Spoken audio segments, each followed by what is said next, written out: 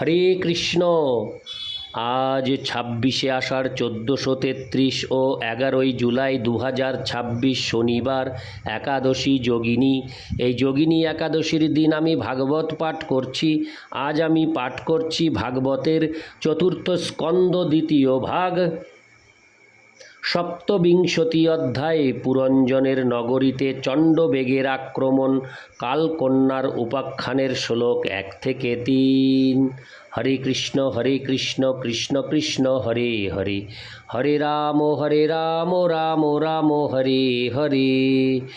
সপ্তবিংশতি অধ্যায় পুরঞ্জনের নগরীতে চণ্ডবেগের আক্রমণ, কালকন্যার উপাখ্যান। শ্লোক 1। নারদ উবাচ ইত্থুং পুরঞ্জনং সদ্রোগ্য সমানীয় বিভ্রমৈ পুরঞ্জনী মহারাজ রেমে রময়তি পতিম। অনুবাদ: দেবর্ষি নারদ বললেন, হে রাজন, বিভিন্নভাবে তার পতিকে মোহিত করে এবং তাকে বশীভূত করে রাজা পুরঞ্জনের পত্নী সর্বপ্রকারে তার সন্তোষ বিধান করেছিলেন এবং তার সঙ্গে মৈথুন সুখ উপভোগ করেছিলেন। তাৎপর্য: বনে শিকার করার পর রাজা পুরঞ্জন গৃহে প্রত্যাবর্তন করেছিলেন এবং স্নান করে ও উপাদেয় খাদ্য আহার করে তার শ্রম উপশম করার পর তিনি তার পত্নীর অন্বেষণ করেছিলেন। তিনি যখন দেখলেন যে তার পত্নী অবহেলিতার মতো বিনাশয্যায় এবং অবিন্যস্ত বসনে ভূমিতে শয়ন করে রয়েছেন, তখন তিনি অত্যন্ত দুঃখিত হয়েছিলেন। তিনি তখন তার প্রতি আকৃষ্ট হয়ে তার সঙ্গ সুখ উপভোগ করতে শুরু করেছিলেন। জীব এইভাবে জড় জগতে পাপকর্মে লিপ্ত হয়। জীবের পাপকর্মকে রাজা পুরঞ্জনের বনে শিকার করার সঙ্গে তুলনা করা যেতে পারে। যজ্ঞ, ব্রত, দান ইত্যাদি ধর্মীয় আচরণের মাধ্যমে পাপময় জীবনের প্রতিকার করা যায়। এইভাবে মানুষ পাপকর্মের ফল থেকে মুক্ত হতে পারে এবং সেই সঙ্গে তার স্বাভাবিক কৃষ্ণ চেতনাকে জাগরিত করতে পারে। গৃহে প্রত্যাবর্তন করার পর স্নান করে এবং উপাদেয় খাদ্য আহারের দ্বারা নবীনতা লাভ করে পুরঞ্জন যখন তার পত্নীর অন্বেষণ করছিলেন, তখন তার পারিবারিক জীবনে শুভ চেতনার উদয় হয়েছিল। পক্ষান্তরে বলা যায় যে বেদবিহিত সুনিয়ন্ত্রিত পারিবারিক জীবন দায়িত্বহীন পাপপূর্ণ জীবন থেকে অনেক ভালো।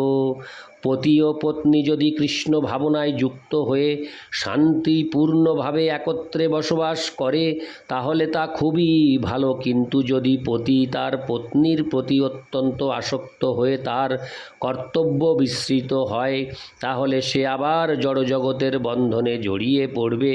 শ্রীলরূপ গোস্বামী তাই উপদেশ দিয়েছেন, অনাসক্তস্য বিষয়ান ভক্তিরসামৃত সিন্ধু 1-2-255। মৈথুন সুখের প্রতি আসক্ত না হয়ে পতি ও পত্নী পারমার্থিক উন্নতি সাধনের জন্য একত্রে বসবাস করতে পারে। পতির কর্তব্য হচ্ছে ভগবত ভক্তিতে যুক্ত হওয়া এবং পত্নীর কর্তব্য হচ্ছে বৈদিক নির্দেশ অনুসারে পতিব্রতা ও ধর্মপরায়ণ হওয়া। এই সমন্বয় অত্যন্ত শুভ, কিন্তু পতি যদি মৈথুন সুখের জন্য পত্নীর প্রতি অত্যন্ত আসক্ত হয় তাহলে তাদের পরিস্থিতি অত্যন্ত ভয়ঙ্কর হয়ে ওঠে। সাধারণত স্ত্রীলোকেরা অত্যন্ত কামুক।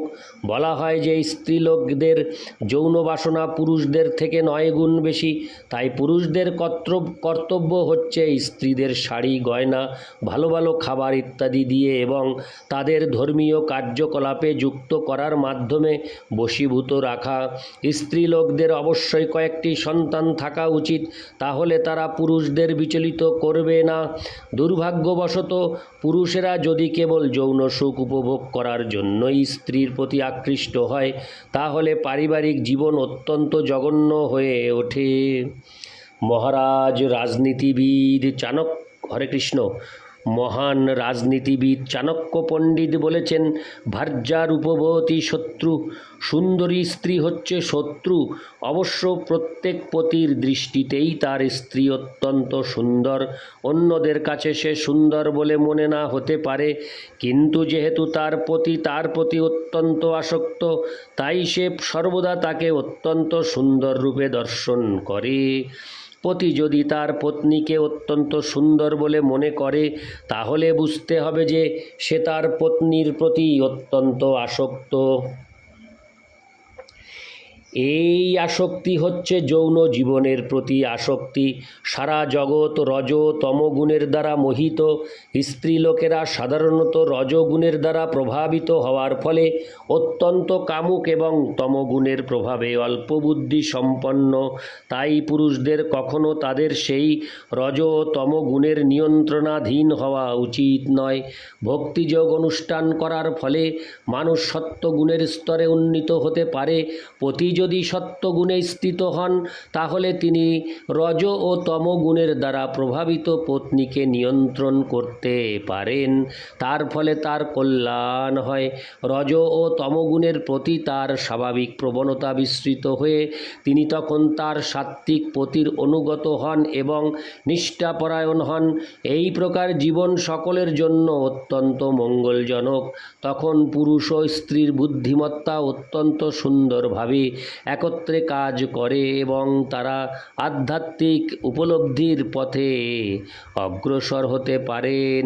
কিন্তু পতি যদি সত্ত্বগুণকে জলাঞ্জলি দিয়ে তার পত্নীর বশীভূত হন, তাহলে তিনি রজ তমগুণের দাসত্ব করতে শুরু করেন এবং তার ফলে সমস্ত পরিস্থিতি অত্যন্ত কলুষিত হয়ে যায়।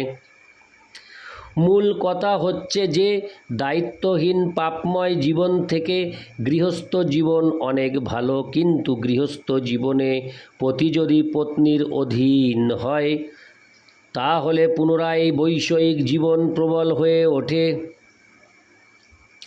এইভাবে মানুষের জড় বন্ধন দৃঢ়তর হয়ে ওঠে। তাই বৈদিক পন্থায় এক বিশেষ বয়সে পুরুষদের সংসার জীবন পরিত্যাগ করে বানপ্রস্থ ও সন্ন্যাস আশ্রম গ্রহণ করার উপদেশ দেওয়া হয়েছে। ইতি শ্লোক 1 শ্লোক 2। স রাজা মহিষিং রাজন শুষ্ণাত্তাং রুচিরাননাম কৃতস্বস্তয়োনাং তৃপ্তামভ্যুনন্দদুপাগতম।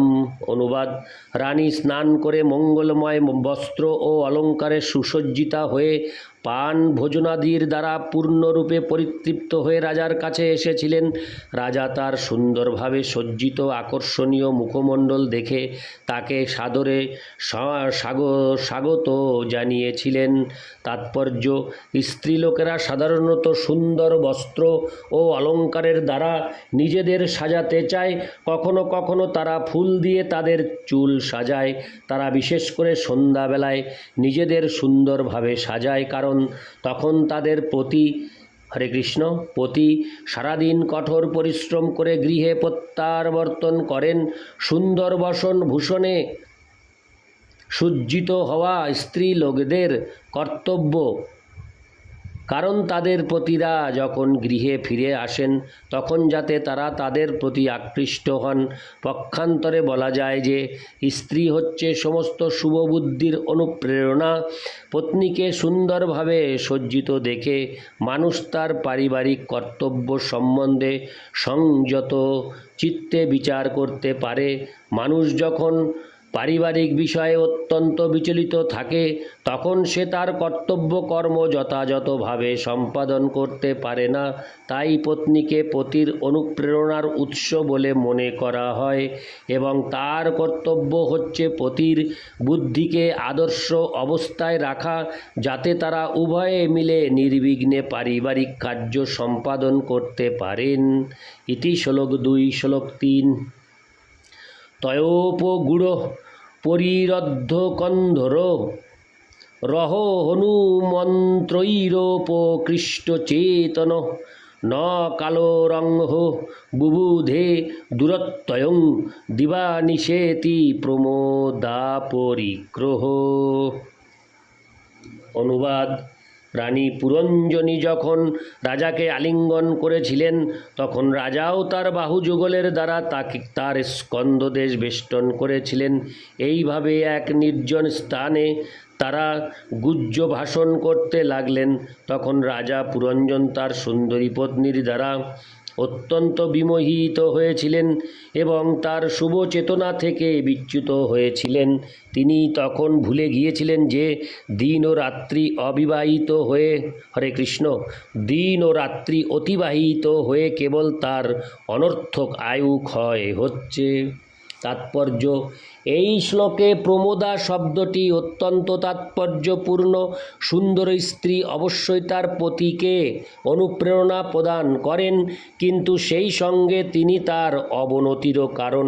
প্রমোদা শব্দটির অর্থ হচ্ছে প্রেরণাদায়িনী এবং প্রমত্তকারিণী। সাধারণত গৃহস্থরা দিন ও রাত্রির প্রবাহকে খুব একটা গুরুত্ব দেয় না। অজ্ঞানাচ্ছন্ন মানুষেরা মনে করে যে স্বাভাবিকভাবেই দিন আসে এবং তারপর দিন শেষ হয়ে গেলে রাত্রি আসে, সেটিই হচ্ছে প্রকৃতির নিয়ম। কিন্তু মূর্খ মানুষেরা জানে না যে সকালবেলা যখন সূর্যের উদয় হয় তখন তা তার অবশিষ্ট আয়ু হরণ করে নিতে থাকে।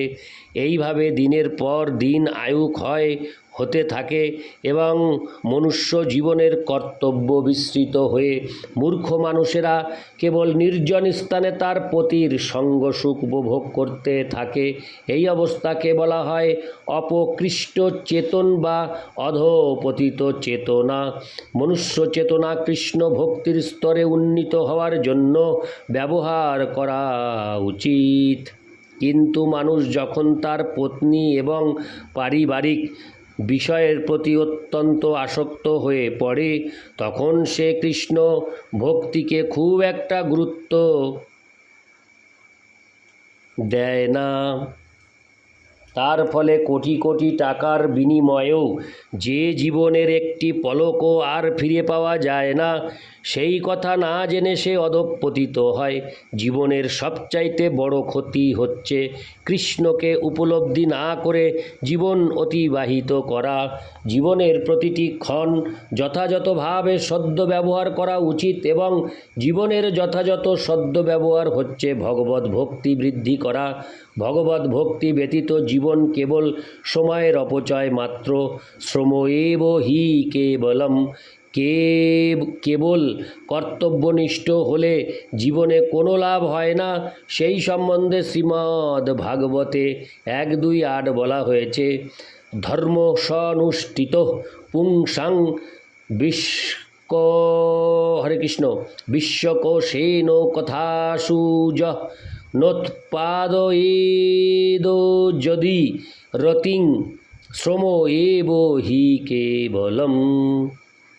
খুব সুন্দরভাবে নিজের কর্তব্যকর্ম সম্পাদন করা সত্ত্বেও যদি কারো কৃষ্ণ ভক্তির পথে প্রগতি না হয় তাহলে বুঝতে হবে যে ব্যর্থ পরিশ্রমে কেবল তার সময় নষ্ট হয়েছে।